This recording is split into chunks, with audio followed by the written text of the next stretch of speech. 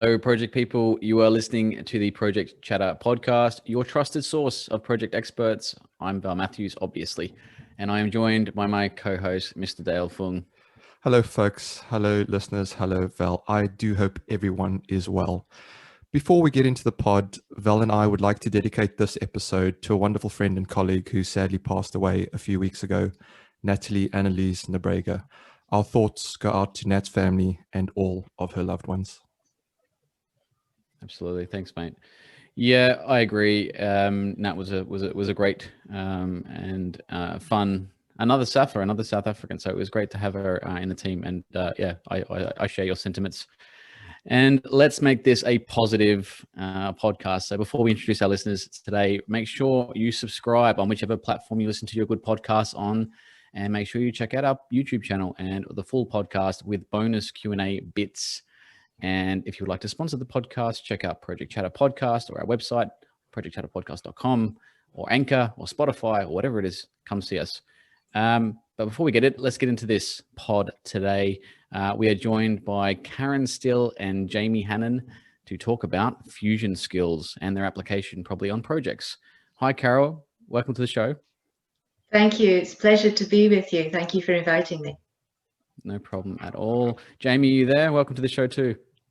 Hello. Coming in from London. Hello. Hello, sir. It's our pleasure to have you today, and I'm looking forward to it. I love when we have extra guests as well, so 2 for 1. It's a great deal. Before we get in the thick of it, here's Dale with both of your bios. Thank you, Val. These are amazing bios, so hang on tight, listeners. So I'll go with Carole first. An award-winning international educator, United Nations executive coach, chartered manager, mediator, and NLP master practitioner, Carole has worked in the public and private sectors, spanning the NHS, accountancy, and higher education for 40 years. Her lecturing expertise spans leadership, workplace psychology, change management, mediation, the art of networking, and conflict resolution. In 2009, she co-founded Simply Business Skills, a skills-based training company, before closing the company in 2014 and donating all its learning resources to Coventry University, London. Since 2010, as one of the first members of staff in Coventry University, London, she has held various senior management and academic roles, including leading the MBA and undergraduate business programs. A passionate advocate of experiential and self-reflective learning, Carole's work in this field on behalf of Coventry University, London, has led to the creation of effective feedback methods and the design and implementation of award-winning business simulations focused on developing the graduate skills employers seek. As an educationalist, Carole is intensely interested in exploring long-term solutions to the delivery of education, particularly higher and further, and how such solutions can cascade down through the education system. Her PhD research is investigating the common and different understandings of graduate skills among academics and employers, and how can these impact learning design to develop agile and capable graduates. She participates in the City of London's Fusion Skills work to bring an understanding of what skills employers want and how they can be articulated in a way in which educators can teach, practice, and assess them. And we'll discuss elements around those, Carole. Carole is a freeman of the City of London and court assistant in the Worshipful Company of Educators. Wow, Carole, that's an amazing bio. Welcome to the pod. As Val says, how are you feeling? Thank you. I'm feeling great and energized to be talking about skills with you all and with Jamie. That's fantastic. Thank you. That's a great segue into Jamie. So on to Jamie. Jamie, you got an amazing bio. Now, how can you top that? I think it's and then there's Jamie. And then there's Jamie. Jamie, I'm sure we'll make up for it as we get into it. You've sent us a succinct bio, but I think there's a lot more behind this. So here we go. Jamie leads an arts-based learning program that stimulates knowledge sharing through the fusion learning model with an emphasis on curiosity, generosity, and bravery. With a career that has drawn on different areas, including performance, theatre production, and commercial development, Jamie is a living example of this multidisciplined approach Jamie is now designing and piloting new fusion learning programs for Culture Mile, the Barbican, and the City of London Corporation. Wow, you are the living, breathing incarnation of fusion skills by the sounds of it, Jamie. It's just an excuse to say, I've got lots of different areas that I work in. Yeah, no, it's brilliant. And, it just goes to show that, well, we said, I guess, before we hit record that there's no official definition of fusion skills just yet. And so we're exploring the space. It's an exciting space to be in.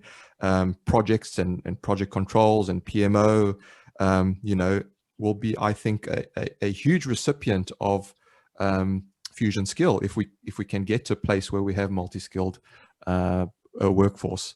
So, but let's get into it. So let's go to you, Jamie, first, just, because you are the living, breathing incarnation of it. What, in your opinion, is the current definition or your view of what fusion skills are or how they're being developed? Yeah, now, City of London and Nesta, they put together a set of 12 fusion skills, but it's quite a small study. And the program that I'm developing, and which is in development at the moment, it really takes that idea of the word fusion. And so your skills can be anything really. And it's thinking skills, it's interpersonal skills, it's communication skills. And it's about the fusion of that together. Now it links to my kind of bent into innovation and innovation management. And the idea that newness comes out of when you share knowledge. And of course, when you share knowledge, you're fusing different things together. That idea of creativity, when you look to the sidelines to think, okay, how can we make this product slightly better? How can we understand how different people who are involved in projects can actually have a really good impact on the project itself if you look to where different influences can benefit and make innovations and changes. So I've really taken the word fusion and ran with it. So you can add anything you like into that, but it's about having a space that is open to fusion. And that's where the generosity and curiosity comes into as well. And also the bravery, because people are so, I've found this in interviewing different people who might want to take on the program, is that people are a bit held back, and they know and they understand what generosity and curiosity are and how that can help people work together, but they can't quite let go of what they already know and kind of jump into that space where you can just bring in everything from all different areas. And yeah, to come on to what you just said about me as well, I think that's what I've realized about myself, is that over the years, I've just kind of looked in different directions and thought, that's an interest, that's something that I can do, and just brought it all together. And it has made me a better person, but also on a kind of business side, you get to look at different areas of things because you have a kind of a lived experience of those different areas as well. And it sounds like that's something that's becoming more valuable in the 21st century as well. No, that's amazing. Thanks for sharing that. Just before I jump over to Carole, to add to that, I was just thinking, you talk about bravery.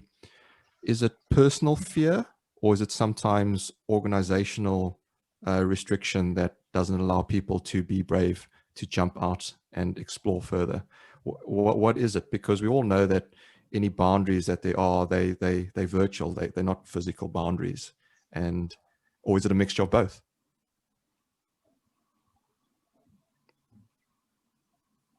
Oh, back to me? Yeah, sorry, Jamie. Yeah, sorry, I was still with you. I was just on the bravery part, just getting your view on what holds people back. I think it's patterns. I think it is people have a desire to go forward and be brave.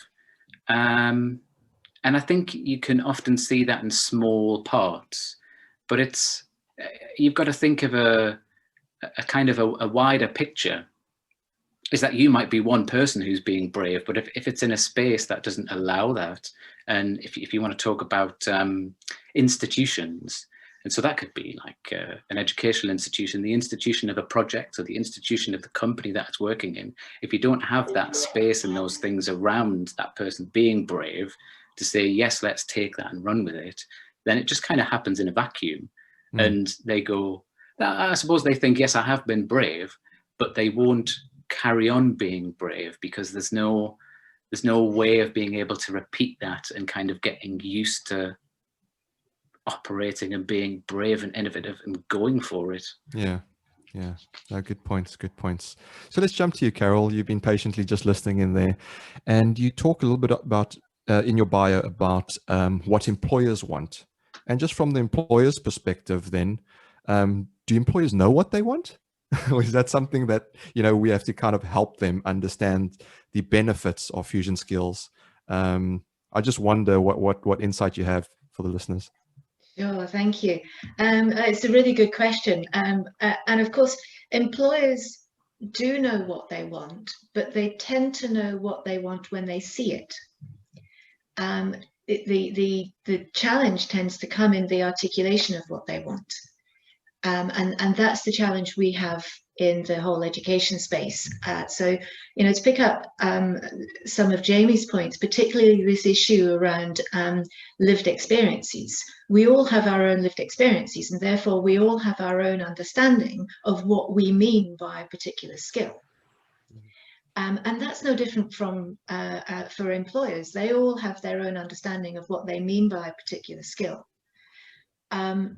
And this idea that employers all need different skills and the skills are unique to each employer, I think is something that we really do need to open up as a conversation, because of course there are discipline specific skills that are unique to a particular role.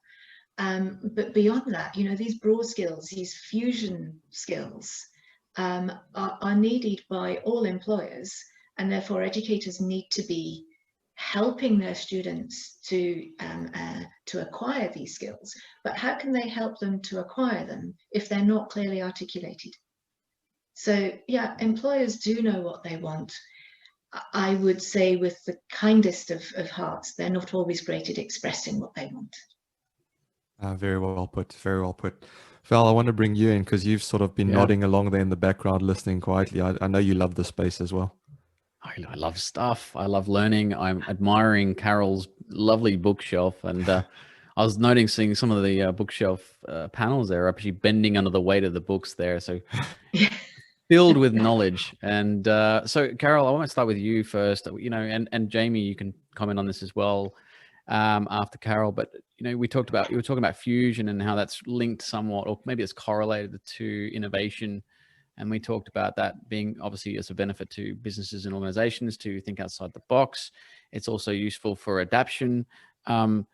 What is it about fusion that's attractive to an employer? Now, if you take the projects, for example, most project organizations or projectified projects, they're looking for certifications. They're looking for either a technical capability or a technical skill.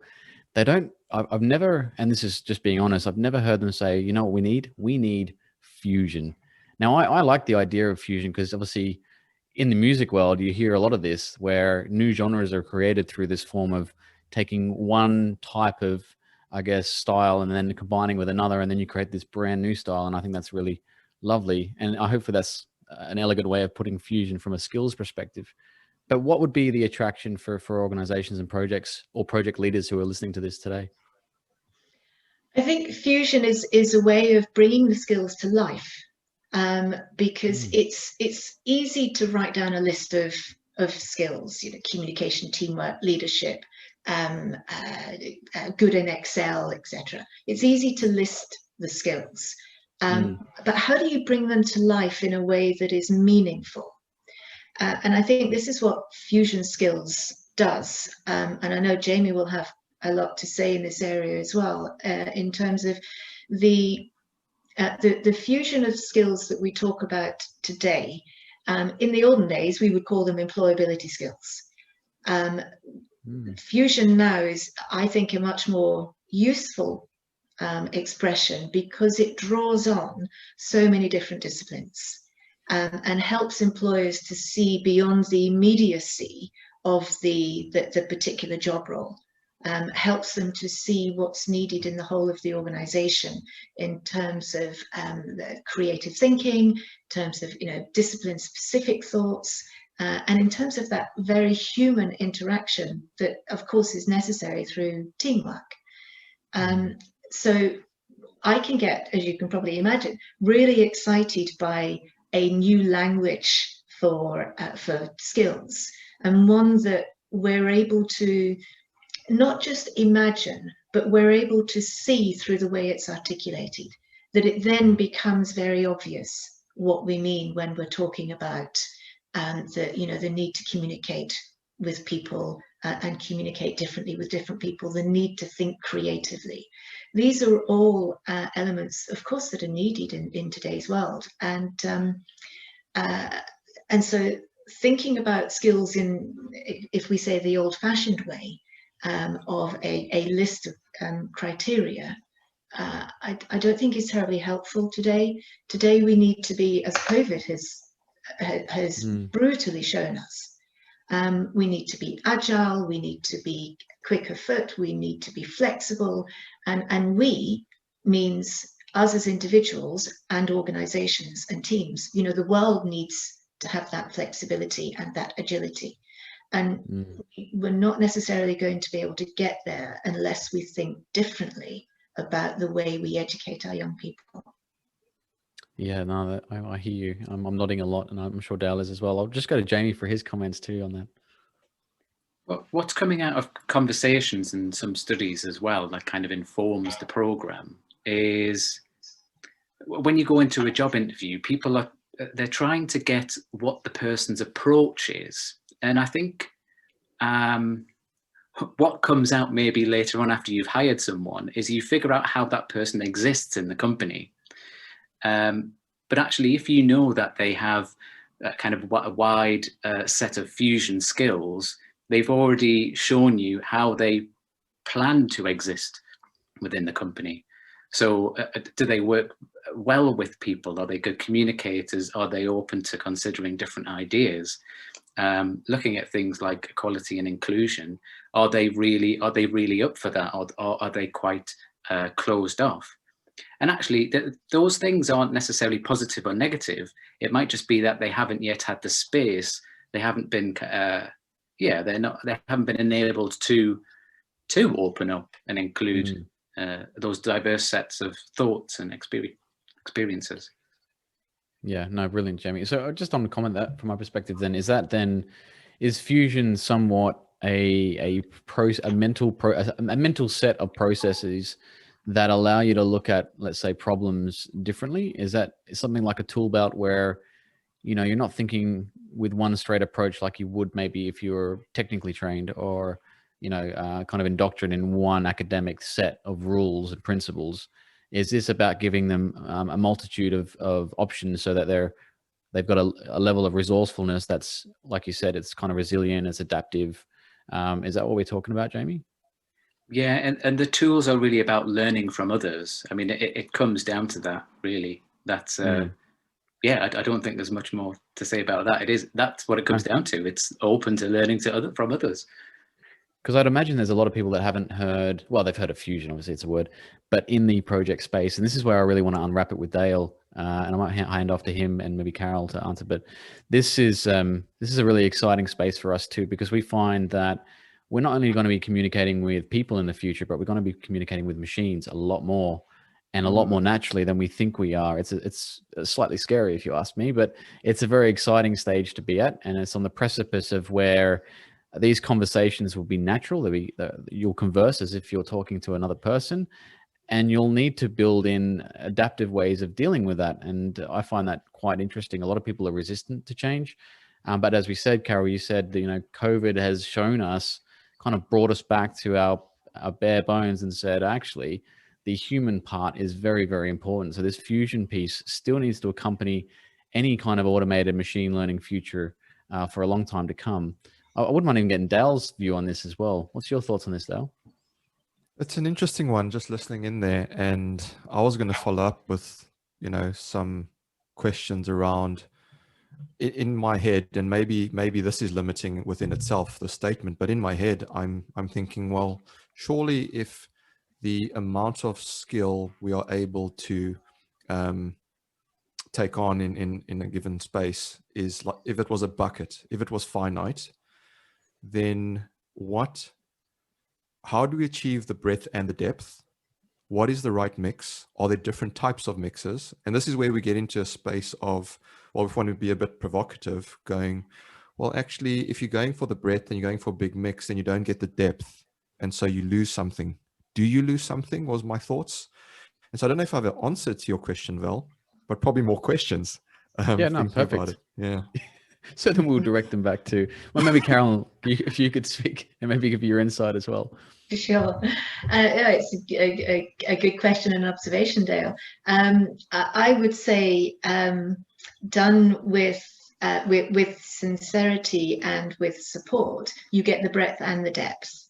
One of the challenges that the education world has faced over many, many years, and of course the education world then impacts massively on the world of work, is this compartmentalizing of skills. You go to the maths room to learn maths, you go to the geography room to learn geography. And so if you imagine those skills in that bucket, they're currently sitting in the same bucket, but they're not necessarily connected. And fusion is a way of, helping to illustrate the connection. So, it's amazing how you can have someone with so many skills but they're not necessarily connecting the importance of one skill with another in their own bucket. And so you imagine now employers having buckets of skills, and they have the finance department, they have the procurement department, they'll have the marketing department. We are still designed in a siloed world, which doesn't help us to bring all of these skills in the bucket together, if I can express it like that. And this is why the creative industries and the tech industries have, not surprisingly, taken the world by storm, because they're rewriting the rule book the whole time. And, the stuff Elon Musk is doing is just astonishing. And he's completely rewritten the rule book.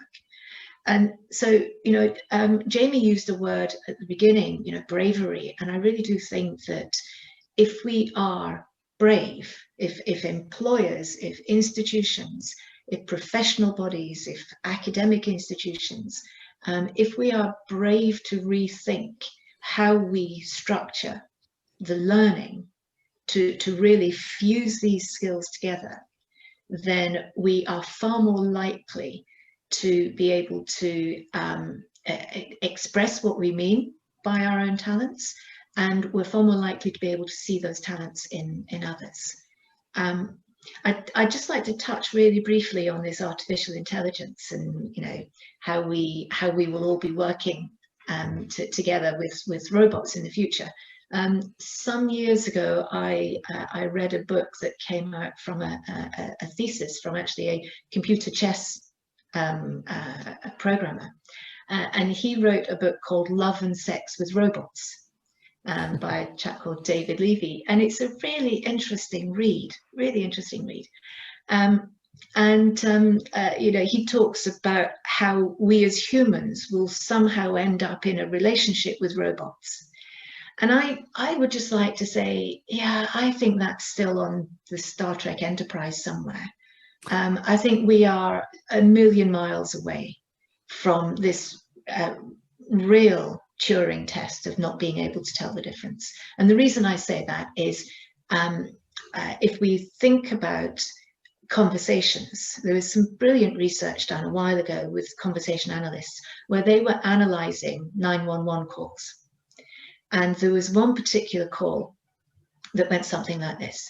The operator answered, 911, what's your emergency? The woman immediately gave her address, and then she ordered a pizza. And he said, the operator said, Madam, this is 911. Do you realize you've come through to 911? Yes. When will the pizza arrive? Madam, this is 911.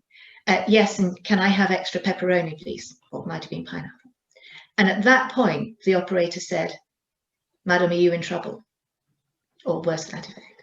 Yes, but you can't speak, no. But it won't be long, will it? Says she, talking about the pizza. And of course, she then got the help she needed. Now, you try and ask Alexa anytime today or this evening for a pizza, when actually really what you want is the fire brigade. It's not going to happen, is it? It's really not going to happen. Yeah, so we're a million miles away from it, I would say. There is an extra layer of logic that machines are not, they're too literal for us at the moment to be anything close to human consciousness. But there's some interesting things out there for those that are interested, because I love AI. I'm a geek, Carole. I'll jump to Jamie as well. But there is a website that I found today. You've got to check it out. It's called murph.ai. It will, I won't spoil it. I want everyone out to go check it out. I don't have shares in this company, obviously, but it does something very interesting and a little bit scary. So there's some fun facts for you. That was a really good insight. I love that story. I was hooked. I was hoping, yeah, it's perfect, because you're right. No one is going to pick that up. No robot or machine is going to pick that up. But back to fusions. Jamie, did you have anything to add? Can you add to this 911 call? No, it's a good example though. I've written down that website as well. I'm going to take a look. Oh, that's great. From the question that you'd said, Dale, it made me think that of the phrase "a jack of all trades is the master of none," and I think you were kind of alluding to this idea of, like, with fusion, does it mean that you need to know everything? Yeah. And actually, no. Fusion is about fusion is an enabler for the knowledge sharing space. And actually, in that knowledge sharing space, you actually absolutely need experts. There's a term in engineering called the adaptive expert. I think it's as opposed to the focused expert, which of course you need, but in order to deal with things that you need to be adaptable towards, you become an adaptive expert.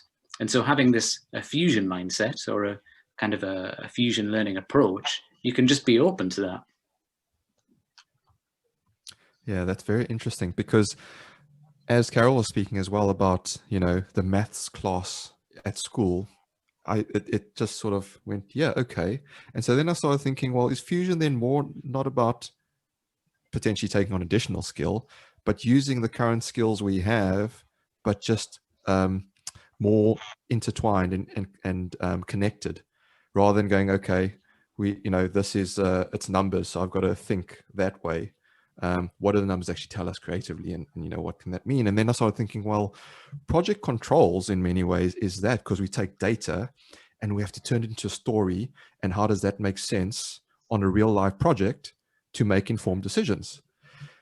And so I'm not trying to big up project controls, but I'm just starting to think, okay, perhaps that's another example of fusion skills, and where we've ranted before on this podcast about how you get keyboard jockeys in the control space or planning space, where they just operate a tool rather than actually going, okay, what is this data telling me in real life, and what does that mean in real terms to putting things in the ground, right? So it's that full translation across the piece, and that's the picture I'm starting to form in my own head. But then just jumping back to school, and this notion also of whether we analytical or creative, and the whole left brain, right brain argument as well. Is that just another virtual limitation rather than a real limitation? I know there's science behind it as well, but I'm thinking, are we being preconditioned in school to believe that we're one or the other, without actually being given the opportunity and the freedom and the framework to explore whether or not we are comfortable in another way? Because if I take just sports analogies back, at school, if you're a certain size, you'll play in this position in the sports team because you're tall, or you're short, or you're fast, or whatever the case may be. Rugby is a typical one, because if you're a big guy, you're in the forwards. If you're skinny and fast, and you're in the backs. Is that similar in terms of fusion skills, where you go, okay, well, you are showing that, oh, you can draw nicely at 3 or 4 years old, so you're more arty, or you're left-handed, so you're more artistic. You know, those types of things growing up, what some of the things I remember, and then going, are we putting people in the box too early? Jamie, let's go to you to comment first, because you're nodding there. Yeah, you see that, and I see it a lot in the different areas of the arts, and yeah, there's people who operate in my space, and I can see them looking at me, imagine them, and kind of shouting at me, because they push forward with the idea that, oh, they're talented at dance, let's make sure that they can be a dancer. But actually that plays into this narrative of there's kind of one true calling, and there's no way of working across different subjects. So it really puts up those silo walls really early on. And whether it's maths or whether it's dance, you've still done the same thing and kind of pulled up the drawbridge and decided what you're going to do very, very early on. So it is about being more open to it. And the skills that you get in dance, for example, why couldn't they be used in creating a robot for AI? They're going to be creating limbs or something. There's links there. So it's, you know, finding those unusual connections. And also, what does the person want as well? Do they want to be a dancer? Yeah. No, it's great points. Great points. Carole, are you smiling there and nodding as well? Yeah, I'm sure you'd absolutely. love to add. Yeah, thank you. Yeah, it occurs to me that, you know, a question that young people get asked so much is, what career do you want? How can they really possibly know when they've not had experience of the world? I think we need to be careful not to turn everything completely upside down, although I'm a great fan of doing that. Because if we say, you know, fusion is then everything and nothing needs a label and everybody has to be good at everything, then we're going to get the same thing that we've got now, which is confusion and not sure where we should go and what to do. So I would say absolutely I think we're wired as human beings to want that sense of order, which is why we lean towards labeling. The problem with labeling, certainly in the skills space, is it tends to give person a potentially false identity. So, you know, how many children have been told, oh, you're not good at maths? Oh, so, you know, you need to go and do something that isn't mathematical because you're no good at maths. Well, actually, it might just be the way that they've been taught maths. They might be amazingly creative and find that they arrive at an ability to analyze much later on when they're offered an opportunity to look at a problem from a different perspective. And so I think this idea of knowledge sharing that Jamie touched on, knowing what it is we are each individually good at, and building on our strengths rather than trying to build on our weaknesses, will make a much more interesting world. In order for that to happen, education needs to change, and employers do need to rethink how they are expressing the skills they want. Oh, that's great insight. So just bringing it back up then. So, okay, so many of us have done school a few years ago. So how do we then tackle the current challenge with fusion skills, where we've finished school now and we're in the workspace? And I'm going to come to you, Jamie, on your commercial development experience in the project space, and what that means for projects. Because, you know, you have your engineers, you have a wide array of different personalities in project management as well. And we typically see, I mean, you have various personality tests, right? And you've got the reds and the blues and the greens and all sorts of things. And that's also labeling people. But if you go back to those, you typically see, you know, your PMs are reds, and they, you know, all go, it's like salespeople, and they're all over the show, and they, you know, generally more charismatic, and they're out there, but actually all the brain work, inverted commas, is engineers doing the work. And I'm being a little bit provocative in saying that, but I just wondered, trying to relate it back to project management, your experience, and whether you have any comments on what we can do today to improve projects using Fusion Skill. Well, on the project that I'm working on, it works across a number of different organizations. and actually getting people to understand what the similarities between their directions are to make sure that that project can go forward is actually key to one of the things that that is one of my struggles, really.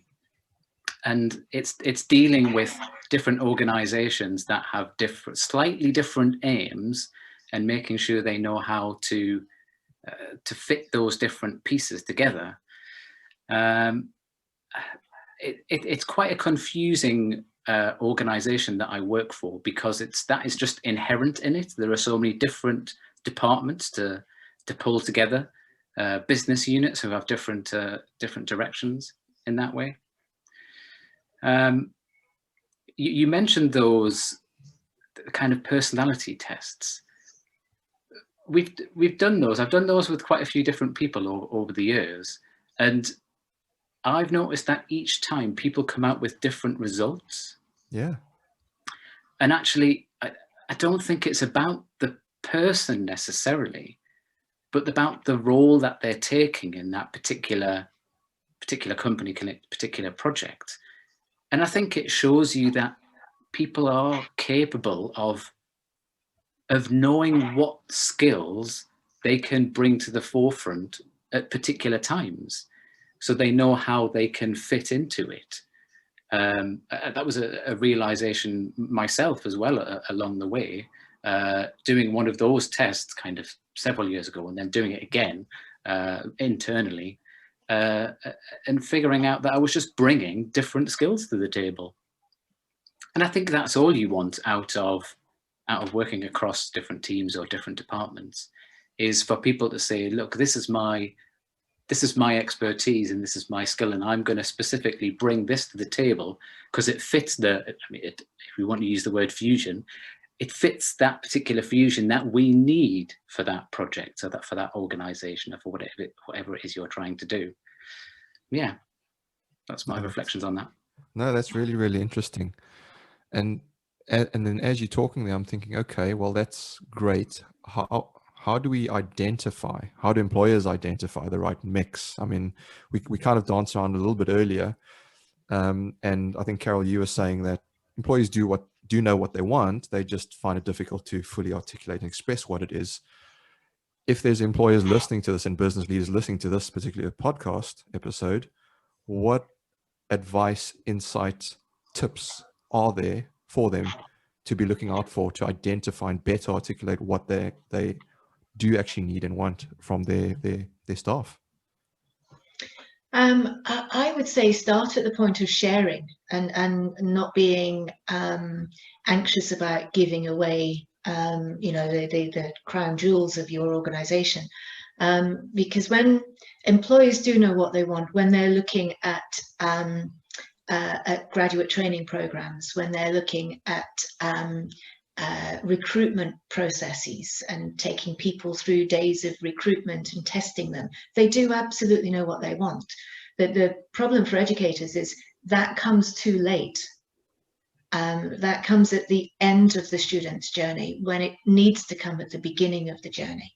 And so I'd put out a call to employers to be willing to open up your recruitment playbook in terms of what you look for, and share that, because by understanding what employers look for at the level of language, educators can start to design learning that will teach, practice and assess what it is employers are looking for.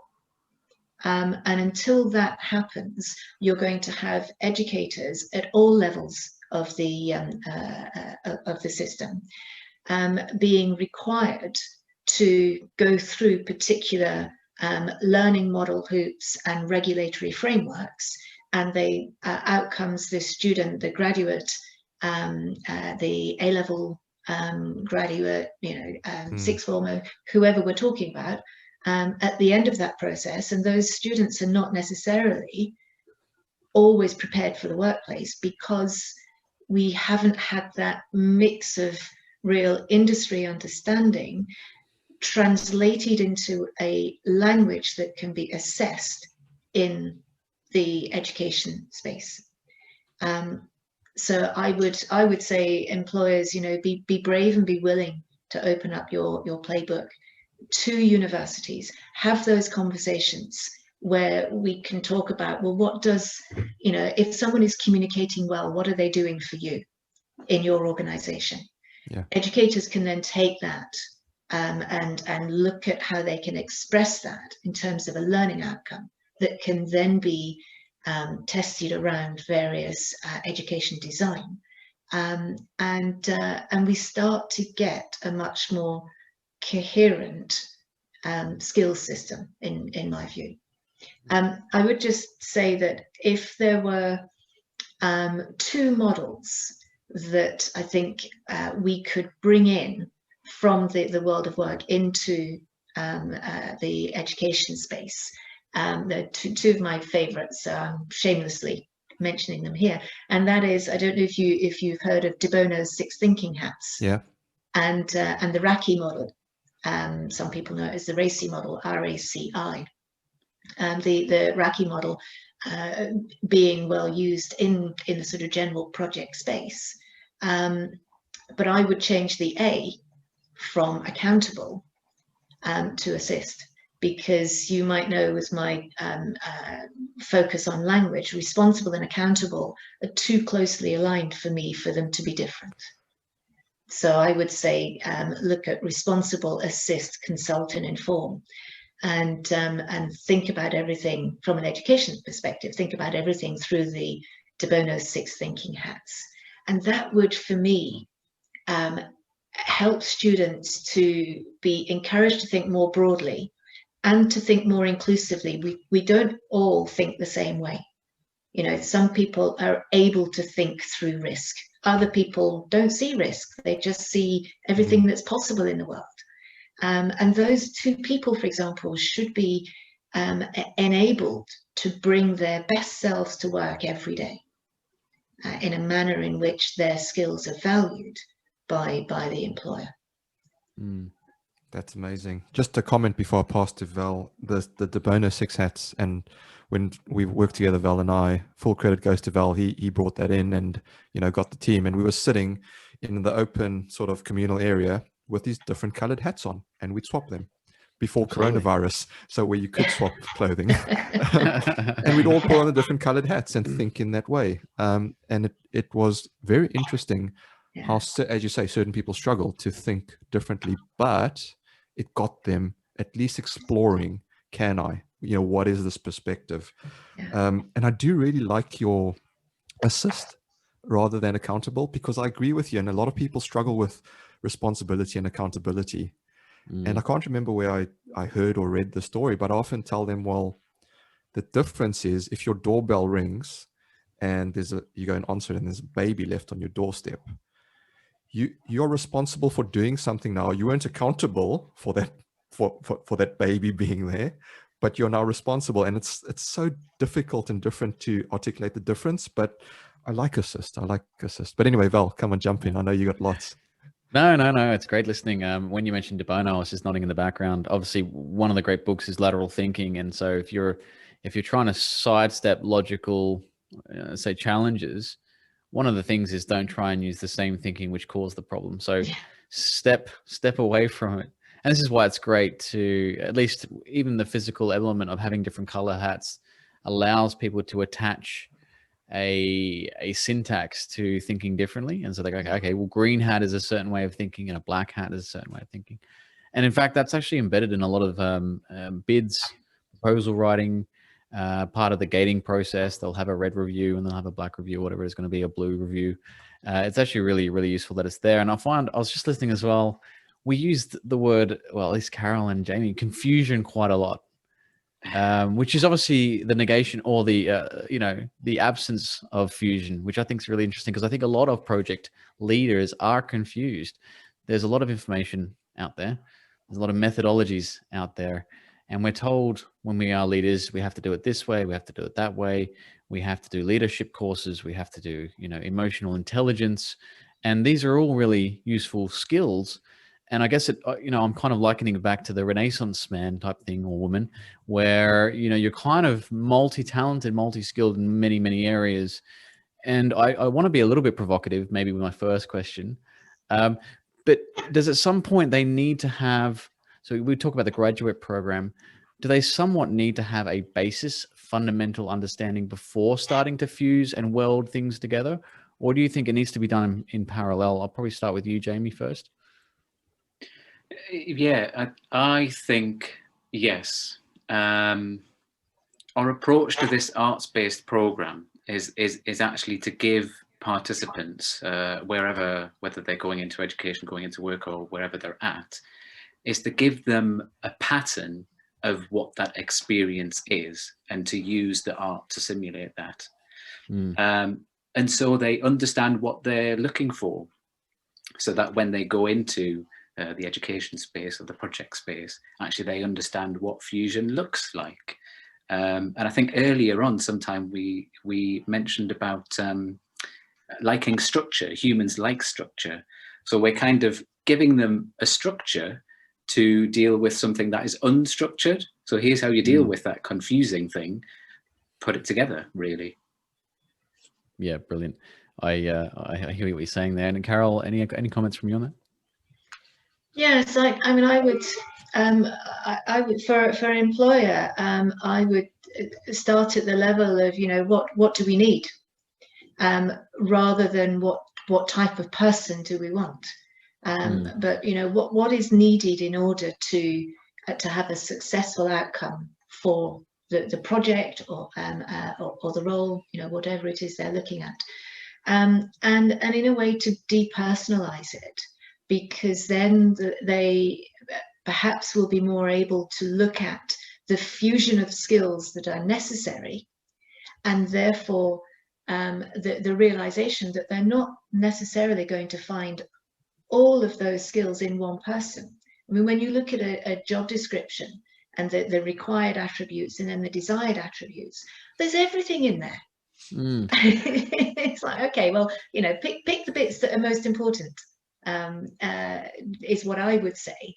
And I think, you know, we've become so, whether nervous is the right word or not, I don't know, but we've become rather anxious to make sure that we find the right person, that we want to throw everything in terms of a description at that person. And I think we're at the point where we need to say, stop, you know, have a look at these fusion skills and map the skills to the role that you are looking for, and then have a realistic and honest conversation about whether you're going to find all of those skills in one person, or whether in fact you've already got some of those skills in the organization and you need to bring somebody in for a specific role, knowing that they've got support from other people in the organization who have the skills that, you know, the other skills that they're looking for. Yeah, it's a bit like uncovering, isn't it? Sorry to finish before you jumped in there. Did you have something else to say? Sorry. No. I was just saying, I'm not sure if that made complete sense or not. But well, I think it's like we used to talk about, didn't we, Dale, with latent potential or capability within your organization, and it's hard to identify, because if you give someone a role and a title, they're given a role and a title, and that's kind of how you take them at face value. But you don't necessarily understand, a bit like an iceberg theory, that underneath that they might have all this potential capability to, you know, be a great presenter or help you execute, or really good taskmaster who maybe that wasn't inherently part of their original title, but they could do the work. And so this it did make sense to me. So hopefully some of the listeners resonated with that as well. I did want to talk about another concept that I'm kind of trialing out in Australia, at least, and hopefully it's happening in the UK, around design thinking and its application in the fusion of skills, and why that's important. And so for those that don't know what design thinking is, go off and Google it. Obviously, we've got the internet. But there's a really nice frame there, which allows me to talk about geeky stuff to people and humanize some of the technology. I think that's a really important point. And the reason why I think it's important, and I'd love to get your feedback, Carole and Jamie, on this, is it talks about empathize, define, ideate, prototype, and then test. But the human journey of that experience because we all have different feelings when we respond to technology, when we respond to challenges on projects. Is that something as part of the Fusion kind of envelope, Carole? Oh, I would say absolutely. You know, this empathizing, I was just thinking as you were mentioning that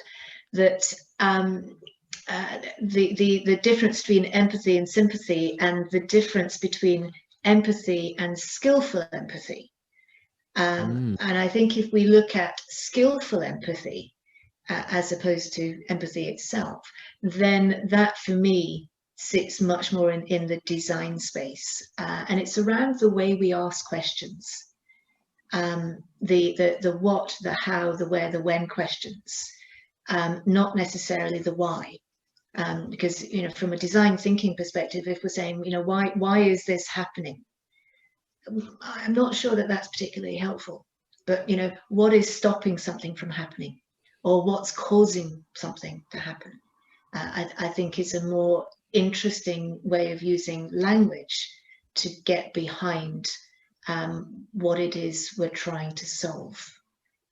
So, you know, bringing this whole fusion of thinking, of approaching problems, and indeed of designing solutions. You know, we need a team around us to do that. We're not going to find it in one person.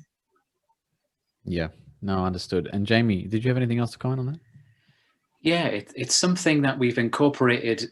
We explore it in the program, but we do it as in the way we design the program as well. And one of the questions is value, but value for who? And that comes into that that empathy question. Who are you designing for? Are you considering enough people that you're designing for? Actually, are there stakeholders, are there beneficiaries who you haven't yet considered?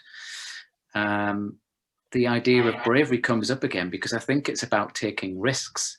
The idea of ideating as you're going along. There's different iterations of ideas and projects. You've got to jump in and do it and test it and see how it's happening, and be reactive. Be dynamic in that way, and adjust it as you're going along. And also, you mentioned about giving someone a job title. I think somehow when you give that job title, that idea of the silo walls coming up again happens, and then they're not willing to kind of take the risks. Oh, I've got to stay within my particular job role or job title, and that's a bigger question, I think, about the cultures that we create within organizations. Is that something that we need to change within organizations in the project space as well? Blurring those lines between. I think there's something to that. I think if you look at the stats and you try and be a little bit scientific about it, we're not getting better at delivering projects. In fact, you know, we're probably getting worse because projects are getting bigger. So we're taking on more responsibility, more complexity, more complications, yet we're defining roles with the same ineffective titles and ineffective races or rackies, or whatever you want to call them. So we've got these particularly siloed. If you take any body of knowledge from any project management institute, they'll tell you this is what you have, and it's processed and it's laid out, and you have planners, controllers, risk, change, govern. You know, you have these roles mapped out. And I get the idea that not everyone could do everything. But I think what we're saying is, you know, you can't solve that problem with the same thinking that created it. So we've created this correlation that we've got these roles in these institutions that are delivering projects, and not all projects, sorry. So I know there are successful projects out there, but a lot of them are failing. So maybe fusion might be part of the answer. Maybe it is that we're not giving enough people flexibility and permission to fuse skills, and particularly those ones where you're integrating people. And I go back to Dale's point. I think project controls actually is one of those fusion roles. Because we had this debate online a couple of weeks ago about the best definition for project controls, and everyone had ideas, didn't they, Dale? And so it's this integrator role where you're a politician, and you're a businessman, and you are a friend, and you are a coach, and you're a mentor, and all these things, and a presenter and a trainer. And it's one of those roles in project which we're finding is growing in popularity. And we're like, why is project controls getting so much growing in mass? And I think maybe this could be the answer. And I actually wouldn't mind going to Dale, then Carole, then Jamie on that. Dale, you. No, it's definitely an interesting space. I guess, you know, I don't want to cover too much ground we have in previous podcasts, but it's definitely evolving, the control space. And I'm loving this specific topic around fusion skills because it resonates with me, you know, being in controls itself. But I definitely see the advantages of it being adopted in other roles, traditional roles, and how it could contribute and expand project delivery and in that space. But yeah, let's go to Carole and Jamie before we continue the strand of final questions. Carole, any thoughts on what Belle was mentioning there? Absolutely, thank you. Yeah, I have a great deal of compassion for project controllers because, as you say, they have to be all things to all people. And you know, imagine a world in which the project controllers were working with an army of people who have all been enabled to fail fast and to try again and fail and try again. In that, you know, brave new world of it really is okay to fail as you're going through things. Of course, it's not okay to fail when you're delivering a project to a client. Of course, it's not.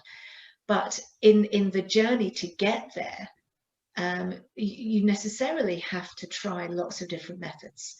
And if through the support of fusion skills, if we think about it from schools up, if school children are enabled to try and fail and try again and learn from their failures rather than be punished for their failures, then they will take that bravery forward into their next layer of education, and they'll take that bravery forward into employment. And if employers are willing to accept failure on the route to finding a solution, then you find, you know, from the top down and bottom up, it starts to work. So yeah, I have a lot of compassion for project controllers, and I would wish for them to have an army of people around them that understand that, you know, okay, I failed at that bit, and here's how and why, and here's what we're going to do as a consequence, and just be open to that opportunity and feedback. Yeah, just a quick comment before I bring Jamie in there. We're going to give him a shout out because we had him on the podcast before, but when Val and I worked together, we had amazing director, Craig Patterson, who allowed us that freedom, as you're saying, as a leader, to say, it's okay, try things. You know, we had this like ambitious idea to just replicate the full, change the full system. And he just said, go for it. And he was one of the few that, you know, gave us that freedom. But it's rare, I think, is my comment on that. But Jamie, please, I see you have written down, I think in the background there, plenty of notes. So jump in. Yeah, I think you do want that safety net as well, don't you? Because you don't want to not deliver something or to really let down the client, as you say. But there's something about allowing kind of safe exploration. And I'd written down there, bridging boundaries. So one of the things with innovation between organizations, in order that they understand what's going on in the other team or the other organization, they have boundary players. So it might just be things written down, but actually it's better to have a person or a team of people who span the two organizations who bring those things together. And it plays into this idea of perhaps having agile people or agile teams who can be a bit more flexible and move with the way the project is moving and break down those siloed job titles as well. Yeah. No, they're good points. And I think I want to just start to shift now as we end up with a few more questions, but this has been a great topic. It's really interesting. I'm sure we could talk about fusion for a long, long time because it is great. And we need to encourage project leaders to start adopting this style of education. I want to shift because you talked about knowledge sharing and how that's important to the fusion process a little bit. I think it was you, Jamie, that said that. And so from what I understand from knowledge management, at least knowledge sharing, is it's a big problem on projects, is you have people that are very capable, perhaps they are fusion skilled people, and for whatever reason they leave. and they leave these kind of craters in the project teams where it's very hard to recover from. They had obviously this explicit knowledge of how things operated, and they were very systemized and institutionalized. So they understood how things worked, but it's also that tacit or that implicit knowledge as well, the personal experience. How, and maybe you don't know, but how do we transfer that knowledge effectively? What's the best way to do that? Is there a great vehicle for that? I'll start with you, Carole, if that's okay. Sure. I think the vehicle is giving people confidence. So we can transfer everything if we know that it's okay to transfer, if that makes sense. So this whole knowledge sharing, I bring everything down. I like simple constructs. And so I just bring everything down to a very simple set of constructs, if you like, that if we, as a, let's say in one team, if we know that we've tried something and failed, and we have not been able to find a solution, but we know that another team is working on a similar project and they need the information that we have failed at something, if that information is not shared with them, then they're going to potentially replicate the same circumstances. And so this knowledge sharing inside organizations is a really simple construct if we just communicate with each other.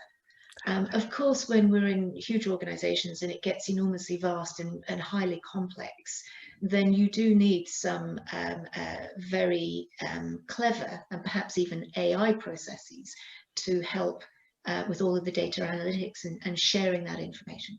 But if we have a very clear sort of data analytics process, and we know what data we're feeding into it and what data we want to draw from it, then it becomes a process of being willing to share that information with others. Is what I would say. Yeah, Jamie? I think a way forward would be to institute an explicit knowledge sharing process and a knowledge sharing culture as well. One of my notes down here was mentoring, and I think this fits with this as well. If it's an explicit aim of the company to have these people who do work together, that tacit knowledge is getting passed on between multiple people. So when you have people who move on, who you should be helping to move on because you want to see them do well, not that you just want your company to do well with them, then you don't have that gaping hole because it's just an explicit thing that your company does. You share it through mentoring or whatever it is. No, brilliant. I think you're both 100% on that point. I think it is a process. It is a process step. It could be solved and supported by machines, but ultimately it's about creating that safe space, the permission, I guess, and the trust, and giving people confidence to accept those learnings.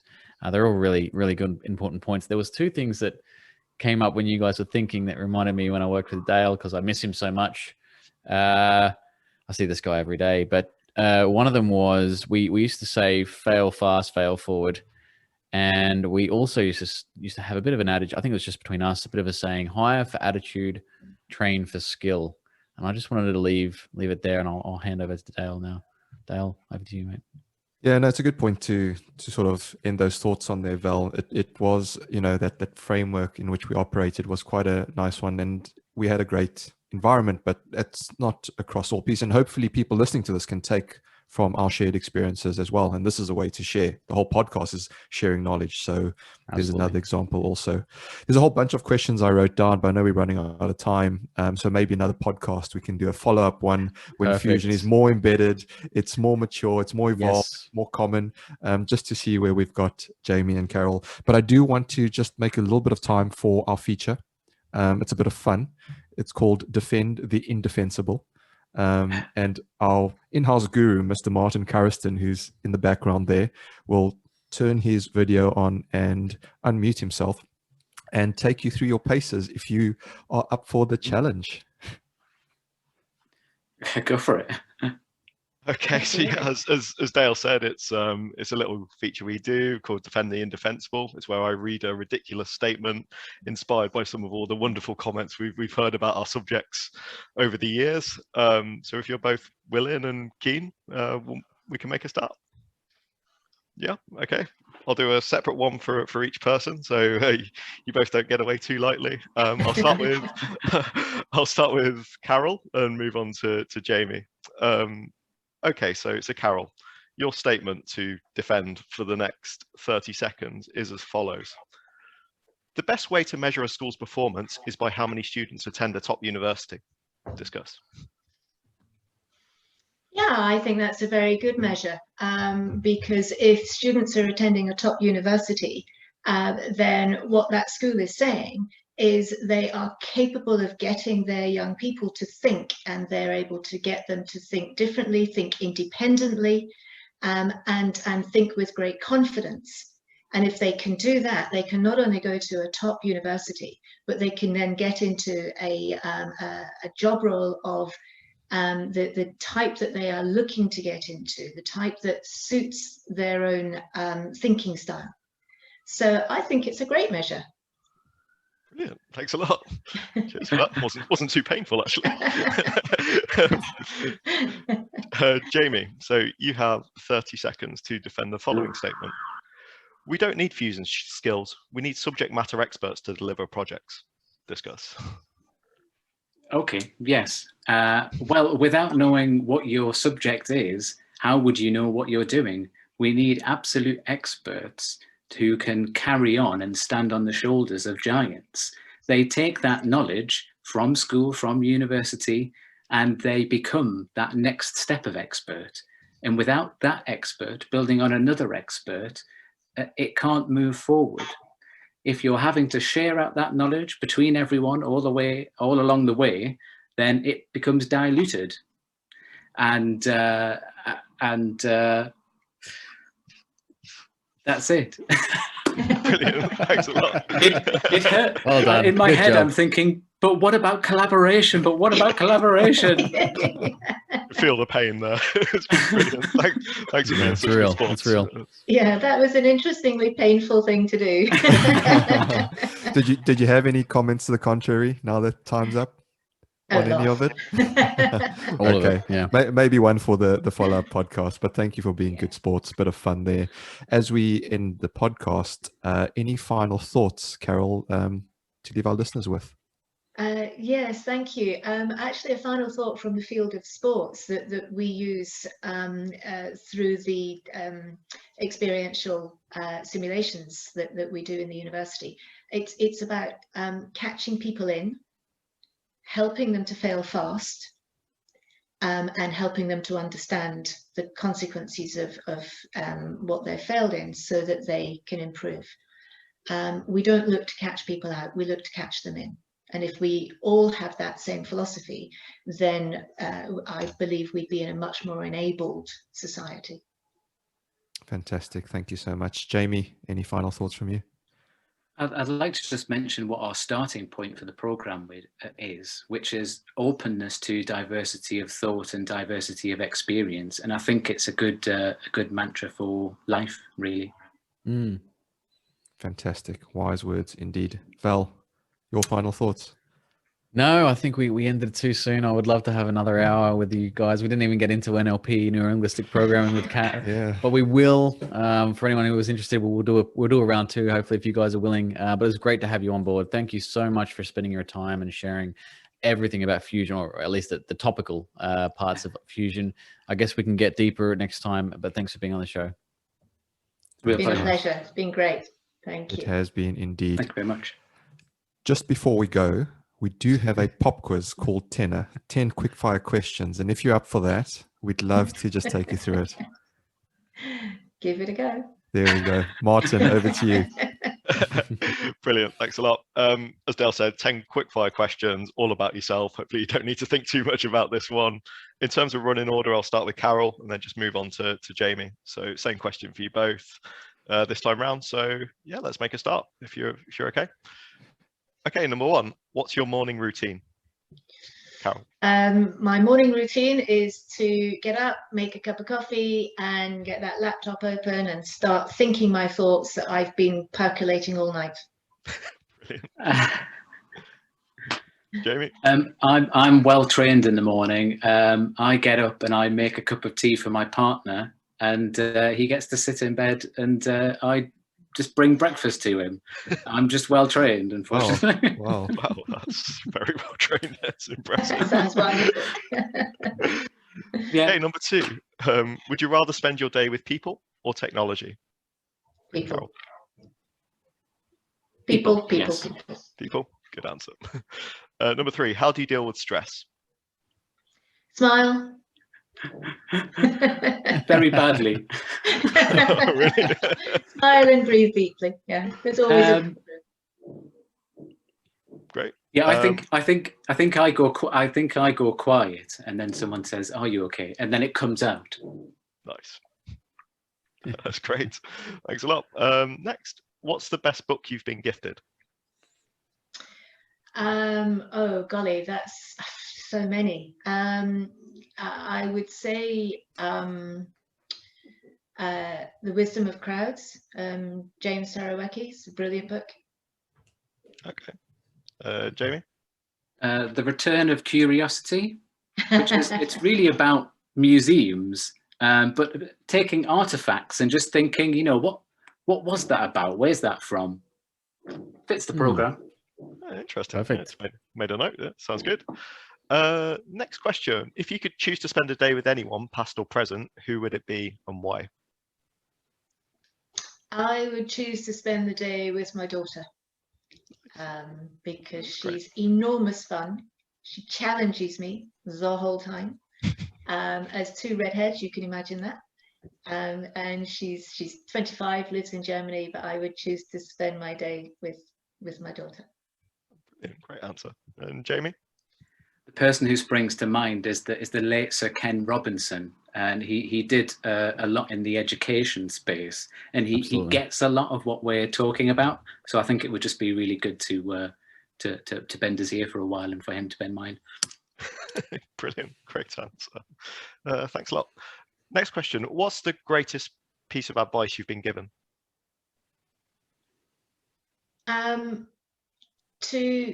keep a perspective and not to worry, because with perspective you can see a situation. Definitely. That's good. And Jamie? One word of advice was patience, and it works well for lots of different circumstances and just allows you to bring it back down. It's definitely a virtue. Great. What's the biggest mistake you've made on a project? That's a good question. Not thinking about, well, this is a project that I was involved with, a collection of people, and we failed to account for the currency change. We were thinking in sterling when we should have been doing our sums in euros. That could be quite painful, potentially. Jamie? We recovered it, luckily, before it got too far down, but that could have been enormously painful. A long time ago, we didn't ask the right research questions at the front end of the project, and it had a massive knock-on effect for the whole rest of the process. So that was a hard learning curve. Thank you. Okay, next. What would you tell your 10-year-old self? To not be so serious, to make sure you keep those Wellington boots on and make sure you keep going and splashing in the puddles, because life gets hard. Definitely. Great answer. And Jamie? Embrace your different interests. It's going to become useful at some point. Definitely. What profession other than your own would you like to have attempted? The legal profession. Interesting. I was really into computers and designing things on computers. And I think I would have done something along that lines: interior design, architecture. Actually, I broke and fixed my computer quite some times as well. Maybe something like that. That's a great skill to have, actually. Last question. If you had to spend £1 million in a day, what would you spend it on? Wow, what would I spend it on?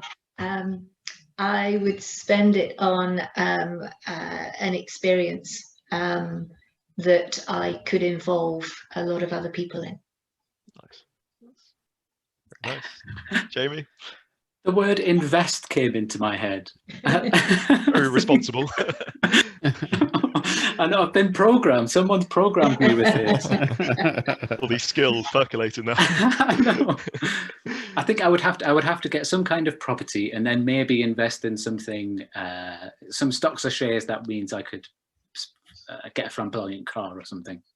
Nice. Brilliant. Thanks a lot for that. Excellent. Thank you both for being such amazing sports and sharing your time and wisdom with Thanks, us. guys. It's been amazing. It's been absolutely amazing. So for folks, that is all we have time for on this episode, but it doesn't have to stop here. Support our charities and access blogs.